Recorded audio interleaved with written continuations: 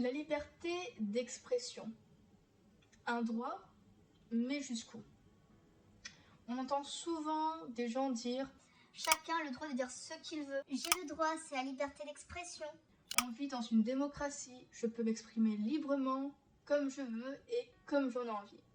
Mais est-ce que tout peut être dit sans limite? À quel moment ça devient un problème? Et surtout, à quel moment la liberté d'expression se transforme-t-elle en liberté de nuire?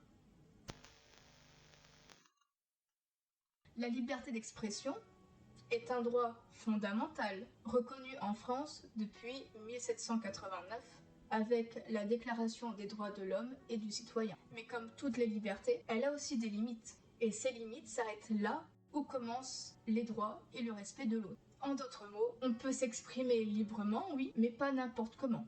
Ces limites sont fixées par la loi pour protéger les individus contre des discours dangereux, notamment avec l'article 225-1 du Code pénal qui interdit les discriminations.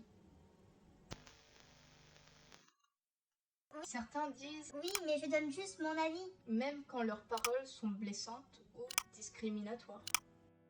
Mais une opinion est différente d'un discours de haine. Ce ne sont pas les mêmes choses. Une opinion est un point de vue, une idée qui peut être discutée, débattue et même remise en question. Elle repose sur une réflexion, une croyance ou une expérience, même si elle peut être erronée et du coup fausse. La haine, par contre, c'est le rejet profond d'une personne ou d'un groupe juste parce qu'ils sont différents de nous, de ce qu'on est. Elle repose sur des stéréotypes, des peurs irrationnelles et ça entraîne du coup l'exclusion, la discrimination et parfois même des comportements violents. Lorsqu'on dit que ce groupe de personnes est inférieur ou qu'il ne devrait pas exister, ce n'est pas une opinion, c'est un appel à la haine. Et la haine, même déguisée en liberté d'expression, reste de la haine.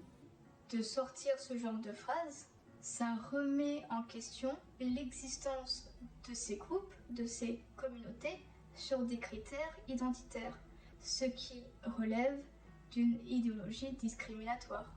Ça remet aussi en question, du coup, l'égalité entre les êtres humains, parce que telle personne est différente de nous.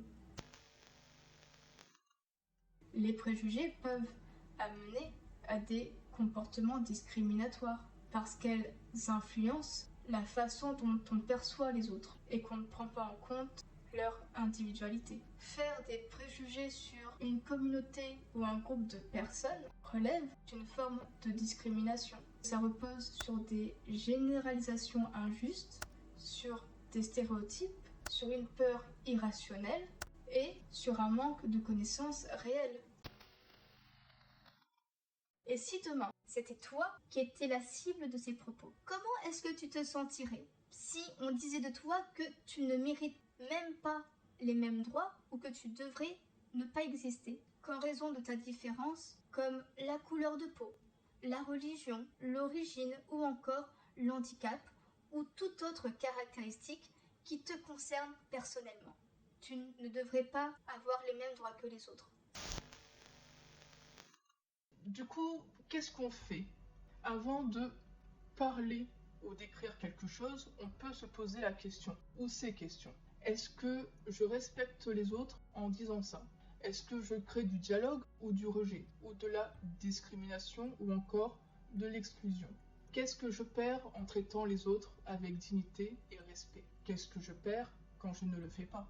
On a tous un rôle à jouer pour une société plus juste, plus humaine et égalitaire. Dans une société égalitaire, elle ne peut pas juste protéger une communauté de personnes bien spécifiques, mais tout le monde doit pouvoir être protégé, peu importe sa différence.